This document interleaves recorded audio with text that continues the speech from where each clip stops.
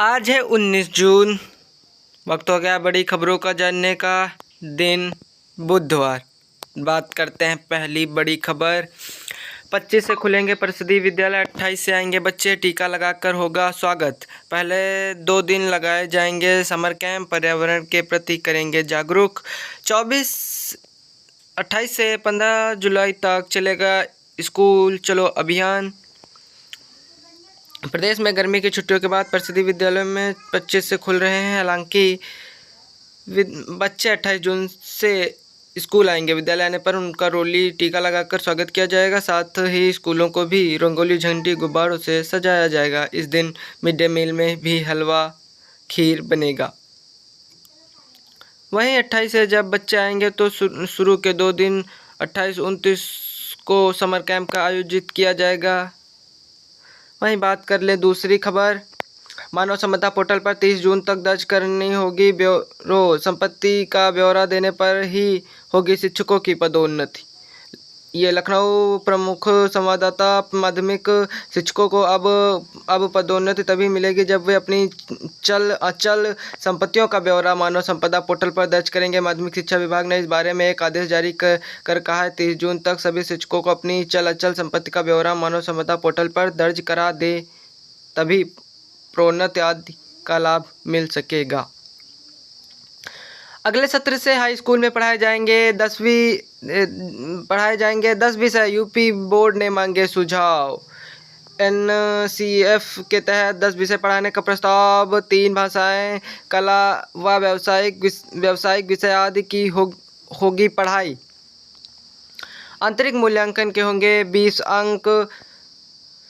अगले सत्र से यूपी बोर्ड परीक्षा के बच्चों को 10 विषय पढ़ाने की तैयारी है। 10 विषयों का खाका यूपी बोर्ड की वेबसाइट पर जारी कर दिया गया है। वही बात कर ले दूसरी खबर। बेसिक के शिक्षकों का अंतर जनपदीय पारस्परिक स्थानांतरण आज। ये खबर प्रयागराज से है। बेसिक शिक्षा परिषद के शिक्षकों का अंतर जनपदीय पारस्परिक म्यूचुअल स्थानांतरण आदेश बुधवार को जारी कर दिया जाएगा। मंगलवार शाम तक करीब 3000 शिक्षकों ने जोड़े बनाने की प्रक्रिया पूरी कर ली है। इसी के साथ ही पूर्व में जोड़े बना चुके शिक्षकों का भी स्थानांतरण होगा। बेसिक शिक्षा परिषद के सचिव सुरेंद्र कुमार तिवारी ने बताया कि जिनके जोड़े बन गए हैं उन्हें 19 जून को कार्यमुक्त कर दिया जाएगा। तत्काल उन्हें दूसरे विद्यालय में कार्यभार ग्रहण करना होगा। वहीं अगली खबर 28 से बच्चे जाएंगे स्कूल। गर्मी की छुट्टियों के बाद परिषदीय विद्यालय 25 से खुलेंगे। हालांकि बच्चे 28 से स्कूल जाएंगे। विद्यालय में बच्चों का स्वागत रोली टीका लगाकर किया जाएगा। साथ ही स्कूलों को भी रंगोली, झंडी, गुब्बारों से सजाया जाएगा। इस दिन मिड डे मील में हलवा, खीर बनेगा। 25 से शिक्षक कर्मचारी स्कूल जाएंगे। वहीं अगली खबर। संयुक्त राष्ट्रीय स्वास्थ्य मिशन कर्मचारी संघ ने की उप मुख्यमंत्री से मुलाकात। यह लखनऊ से खबर है। संयुक्त राष्ट्रीय स्वास्थ्य मिशन कर्मचारी संघ के प्रतिनिधिमंडल ने मंगलवार को उप मुख्यमंत्री ब्रजेश पाठक से मुलाकात करके अपना मांग पत्र सौंपा। इसमें मुख्य रूप से गृह जनपद में स्थानांतरण, वेतन विसंगति की समस्या दूर करने की मांग शामिल है। संयुक्त राष्ट्रीय स्वास्थ्य मिशन कर्मचारी संघ के प्रदेश महामंत्री योगेश उपाध्याय ने बताया है कि संघ की ओर से मुख्यमंत्री, डिप्टी सीएम समेत अन्य लोगों को एनएचएम कर्मचारी की मांग के संबंध में पत्राचार दिया। अगली खबर। टीजीटी पीजीटी अभ्यर्थियों ने की नियुक्ति की मांग। माध्यमिक शिक्षा के टीजीटी पीजीटी 2016 और 2021 के प्रशिक्षु व प्रवक्ता मंगलवार को सीएम के जनता दर्शन कार्यक्रम में उपस्थित हुए। साथ ही ज्ञापन देते हुए काउंसलिंग कराकर नियुक्ति देने की मांग की। उन्होंने प्रस्तुत 150 सीटों पर खाली 350 पदों पर काउंसलिंग कराने का आग्रह किया। अभ्यर्थी ने कहा है इन पदों को निर्देशालय समायोजन का स्थानांतरण से भरने की फिराक में है। इससे पहले 11 जून को भी टीजीटी पीजीटी के चयनित छात्र सीएम के जनता दरबार में आए थे। अधिकारियों ने उनका प्रत्यावेदन लेकर विभाग को भेजा था। अगली खबर। किसान सम्मेलन वाराणसी में प्रधानमंत्री बोले, अभूतपूर्व जनादेश दिया है जनता ने। प्रधानमंत्री किसान सम्मेलन में मोदी ने कहा है कि देश की जनता ने इस बार अभूतपूर्व जनादेश दिया है। 10 वर्षों के कार्यकाल के आधार पर लगातार तीसरी बार सरकार बनाने का मौका मिलना बहुत बड़ी विजय है। 60 वर्षों के बाद पहली बार किसी सरकार को हैट्रिक बनाने का मौका मिला है, यह लोगों का बहुत बड़ा विश्वास है। इससे मुझे दिन रात सेवा करने की नई ताकत मिली है। उन्होंने कहा है कि यह जनादेश भारत के लोकतंत्र की खूबसूरती और ताकत है जो दुनिया की आकर्षित करती है। कृषि निर्यात में देश को अग्रणी बनाना है। पहली बार राजनीतिक एजेंडे का हिस्सा बने किसान योगी।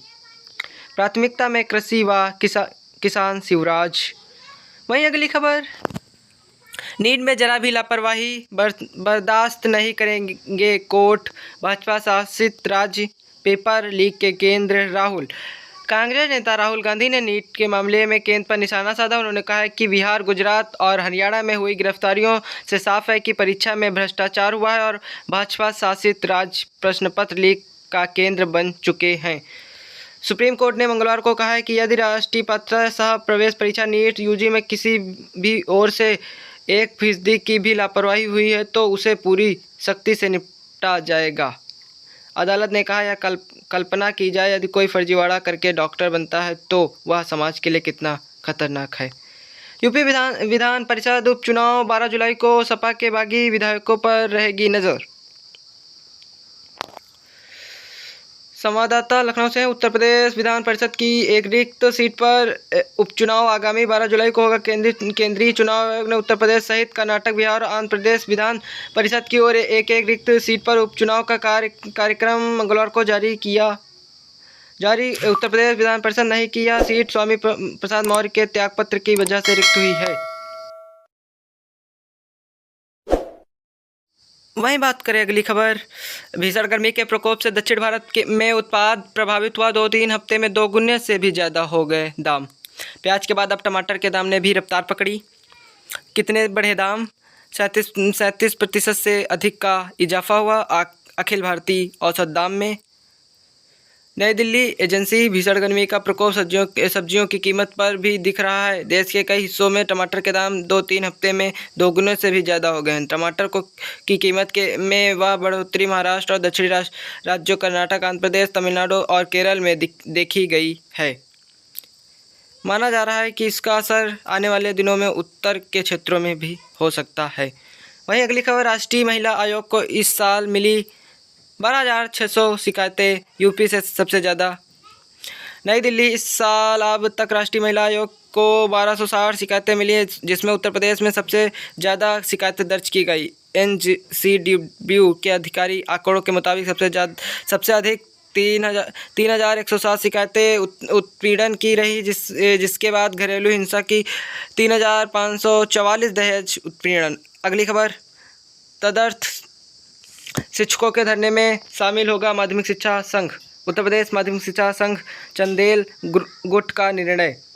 यह खबर लखनऊ से, उत्तर प्रदेश माध्यमिक शिक्षा संघ चंदेल गुट के माध्यमिक तदर्थ शिक्षक संघ संघर्ष समिति की ओर से 20 जून को शिक्षा निदेशक माध्यमिक कार्यालय में आयोजित धरने का समर्थन किया है। प्रदेश अध्यक्ष चेत नारायण सिंह व महामंत्री राम बाबू शास्त्री ने कहा है कि तदर्थ शिक्षकों को नियमित कराने को लेकर जुलाई में प्रदेश व्यापी आंदोलन किया जाएगा।